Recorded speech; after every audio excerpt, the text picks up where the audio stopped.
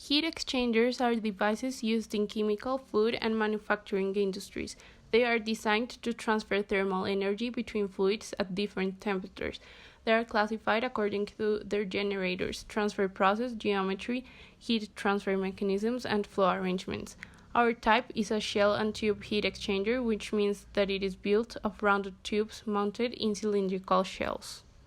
The tube axis is parallel to the one of the shells. This type of heat exchanger is used as preheaters in power plants in the chemical industry, air coolers, among others. In this device, a fluid stream flows through the tubes, meanwhile the other flows along the tubes. In a baffle shell and tube heat exchanger, the shell side stream flows across pairs of baffles and then flows parallel to the tubes as it flows from one baffle compartment to the next. The objective of this project is to characterize a shell and tube heat exchanger computationally to determine the heat transfer coefficient for countercurrent and parallel flow. We will use a tube and heat exchanger. Our fluid is water and we made 6 simulations, 3 for countercurrent and 3 for parallel flow using temperatures of 35, 40, and 45 centigrades. We will use computational fluids dynamics where we will have into account a turbulence modeling, fluid separation, and boundary layers. Our meshing assumptions are the following. Embedded thin measure to produce a mesh when the thin region is completely embedded with another region.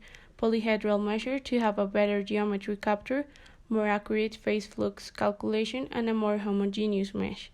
Prism layer measure should be used to resolve flow boundary layers, but it is not needed at flow boundaries or in solids. We also used a surface remeasure. Our CFD methods are the following. A segregated flow to apply a flow equation to each component of the velocity and pressure. Our turbulence model is K-epsilon, which has been broadly tested, a realizable K-epsilon to a layer because it provides a good compromise between robustness, computational cost, and accuracy. We used Reynolds average Navier-Stokes, assuming no change in time. We assumed a steady state to reduce the convergence time. This condition implies that there will be no accumulation in the equipment during the process. We assumed the steady state to reduce convergence time. This condition implies that there will be no accumulation in the equipment during the process. We considered gradients and three-dimensional. Polynomial density allows to describe the behavior of the fluid in relation to temperature. We also used a two-layer all-Y plus treatment because this model works with all types of Y plus. This implies that any type of fluid behavior near the wall can be modeled.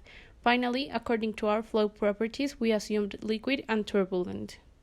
We used LMTD, which is defined as the logarithmic mean temperature difference, as it is used to determine the force that drives heat transfer in systems like a heat exchanger. It is calculated with equation 1. Equation 2 is the temperature difference between hot and cold fluids at one end of the heat exchanger. Equation 3 is the same at the other end. Equation 4 is used to calculate the heat transfer coefficient. We used Kakak's method to calculate the heat transfer coefficient. We made an energy balance and then we calculated Reynolds and Prandtl numbers. According to those values, we calculated Nusselt number. These correlations are very used in the design and performance of heat exchangers.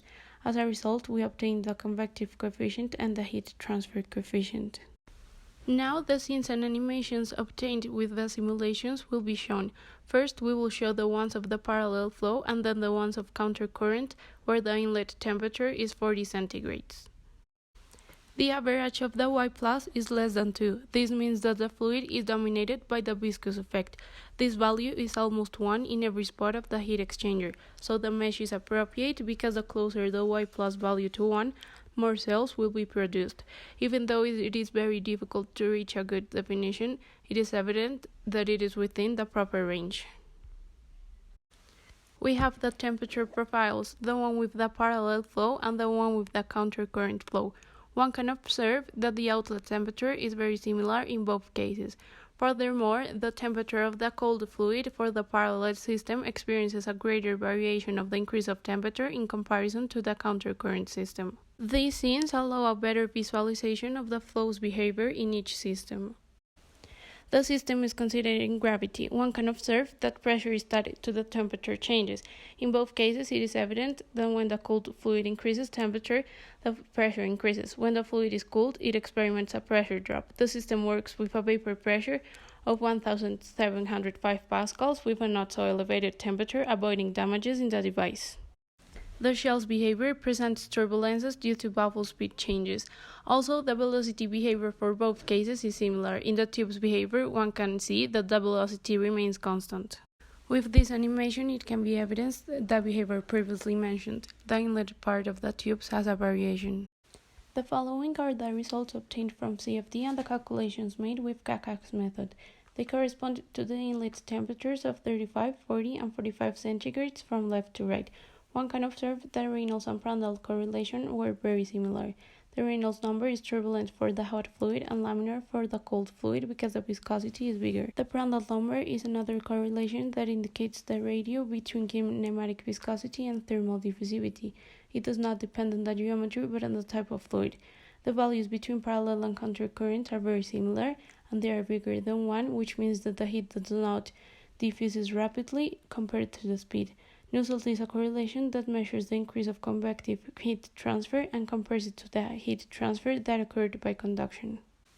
The following shows the convective coefficient and the heat transfer coefficient. As we can see, the values calculated with Cacax's method are bigger.